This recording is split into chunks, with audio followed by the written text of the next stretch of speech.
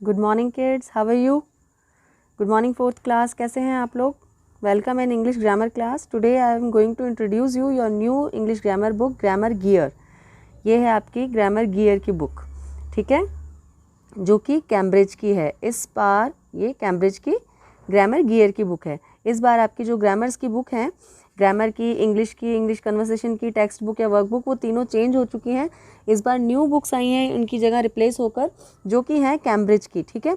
तो आज हम लोग बात करेंगे ग्रामर के बारे में, ठीक है।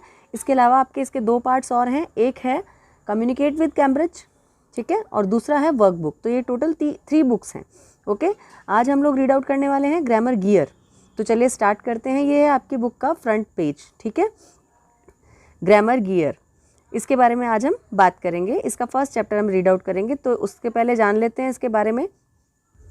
ये हैं आपके कंटेंट्स। कंटेंट्स मतलब विषय सूची या इंडेक्स कह सकते हो, जिसमें आपके सारे टॉपिक्स दिए गए हैं कि आपके टॉपिक्स में क्या क्या आने वाला है और इस साल आपको कौन कौन से टॉपिक पढ़ाए जाएंगे, ठीक है।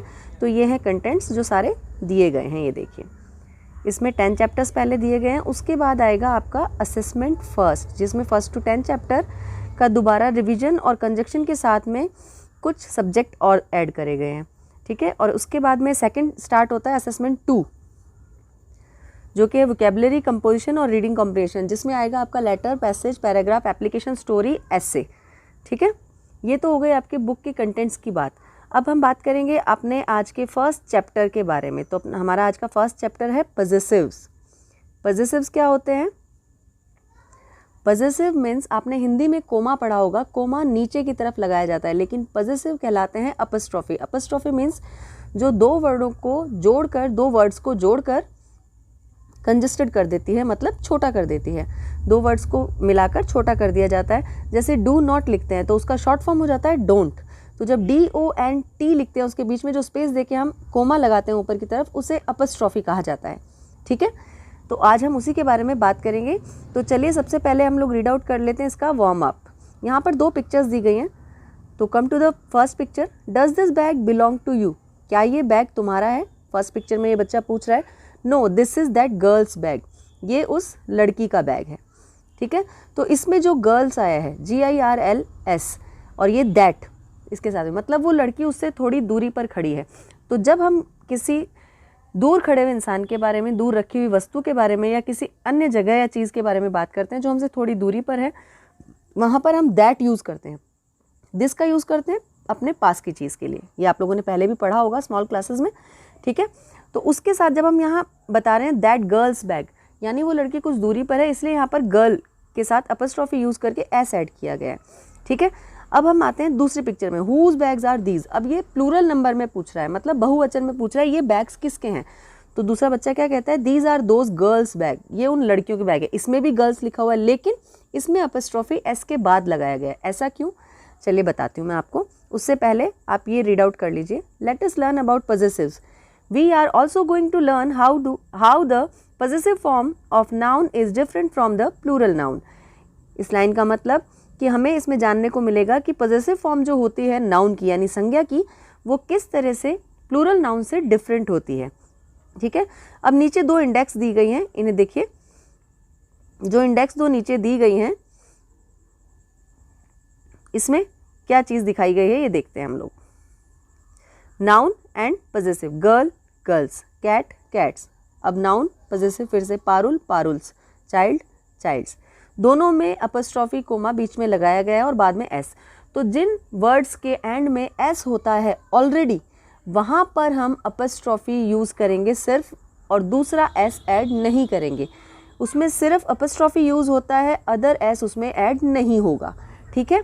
लेकिन जो वर्ड्स एस के बिना एंड होते हैं, जैसे ये गर्ल है, कैट है, पारुल है, चाइल्ड है, इनमें हम अपस्ट्रॉफी विद एस यूज़ करेंगे, ठीक है। चलिए आते हैं नेक्स्ट पेज पे। Noun have a possessive form for which we add an apostrophe possessive show position. Possessive form में हम जहाँ पर अपस्ट्रॉफी यूज़ करते हैं वो हम उसकी पोजीशन दिखाने के लिए करते हैं। For example the boys bat. अब इसका अगर जॉइंट फॉर्म में हम इसे लिखेंगे इनलार्ज करके, तो क्या बनेगा? The bat belongs to the boy. ये बैट उस लड़के का है। लेकिन जब इसे हम शॉर्टर फॉर्म में लिखेंगे तो क्या लिखा जाएगा? The boys bat. इसमें टू द कट हो गया, सिर्फ द बॉयज़ बैट आ गया, सब्जेक्ट इधर आ जाता है और बीच का जो मैटर है वो कट हो जाता है। सेकंड एग्जांपल देखिए, the boys mother, the mother of the boy, तो इसका जॉइंट फॉर्म यानी इनलार्ज किया हुआ फॉर्म है the mother of the boy और शॉर्टर फॉर्म है द बॉयज़ मदर, जिसमें हमने अपस्ट्रॉफी, तो जहाँ पर अपस्ट्रॉफी यूज़ हो जाता है वो सेंटेंस कंजेस्ट हो जाता है यानी छोटा हो जाता है। ठीक है, फिर आते हैं हम नीचे, look at how possessive are formed. अब हम बात करते हैं किस तरीके से पॉजेसिव फॉर्म किए जाते हैं यानी लगाए जाते हैं। Boys teacher, girls teacher, childrens teacher, तीनों में टीचर के बारे में बात हो रही है, प्लस अपस्ट्रॉफी और एस यूज़ किया गया है। ठीक है, जिसमें बॉय है वहाँ पर हमने अपस्ट्रॉफी आफ्टर एस यूज़ किया है, लेकिन यहाँ पे गर्ल्स है, लड़कियों की टीचर, तो उसमें बहुत सारी लड़कियाँ हैं, तो उसमें हम सिर्फ अपस्ट्रॉफी यूज़ करेंगे। दोबारा रिपीट कर रही हूँ, जहाँ पर जो वर्ड्स एस पर एंड होते हैं वो सिर्फ अपस्ट्रॉफी यूज़ होती है, उसमें अदर कोई चीज़ उसमें एस ऐड नहीं होता है, only we use apostrophe without adding s. Okay, childrens teacher, इसमें बहुत सारे बच्चे हैं लेकिन ये एन पर एंड हो रहा है, तो इसमें अपस्ट्रॉफी विद एस यूज़ करेंगे। अब ये एक्सरसाइज दी गई है, write the possessive form correctly, the children have gone to their grandparents house, तो इसमें have gone to their grandparents, ये जो लाइन है इसको शॉर्टर कर देते हैं, the children have gone grandparents house, to their cut हो जाएगा। Raju is riding his brother's bicycle, Raju is riding brother's bicycle, his cut हो जाएगा। The geese's cries would be heard, तो इसमें भी the geese's cry could be heard, तो geese's में already S add है, इसमें सिर्फ अपस्ट्रॉफी यूज होगी। तो इन सभी में ये तीन मैंने आपको सॉल्व करके बताए हैं, बाकी के जो 7 बचे हैं ये आपको अपने आप सॉल्व करने हैं और मुझे राइट डाउन करके सेंड करने हैं। अगर कोई मिस्टेक होगी आई विल टेल यू और करेक्ट होते हैं इट विल बी ओके। ठीक है, चलिए नेक्स्ट पेज पे आते हैं। Replace the underline word with the correct possessive form only where required. अब जहाँ पर अंडरलाइन किया गया है वहाँ पर हमें अपस्ट्रॉफी यूज़ करके उस सेंटेंस को चेंज करना है, पॉजेसिव फॉर्म में लाना है यानी शॉर्टर फॉर्म बनाना है उसका। The wife of the doctor is a chemist, first sentence is this, I am repeating again, the wife of the doctor is a chemist, तो इसमें ऑफ द कट हो जाएगा और इसकी जगह डॉक्टर सब्जेक्ट आ जाएगा इधर, the doctor's wife is a chemist, हो गया ना पॉजेसिव।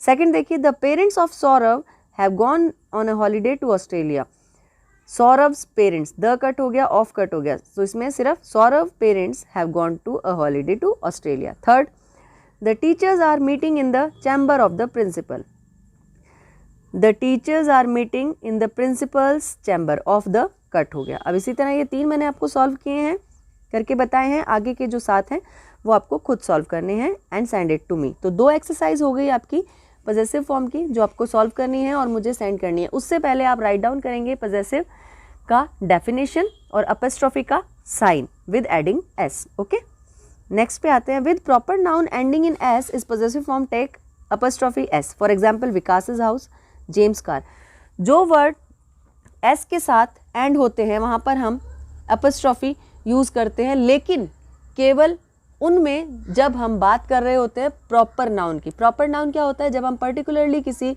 एक पर्सन, प्लेस या थिंग को इंडिकेट करके बात करते हैं। तो इसमें देखिए विकास, विकास के हाउस के बारे में बात हो रही है, तो इसमें पहले भी एस है लेकिन हमने बाद में भी एस ऐड किया है अपस्ट्रॉफी के साथ, क्योंकि ये प्रॉपर नाउन है, पर्टिकुलरली विकास के बारे में बात हो रही है इसलिए। ठीक है, अब 5th पे आते हैं। However, when writing the possessive form of some proper noun which end in s, we do not end another s after the apostrophe.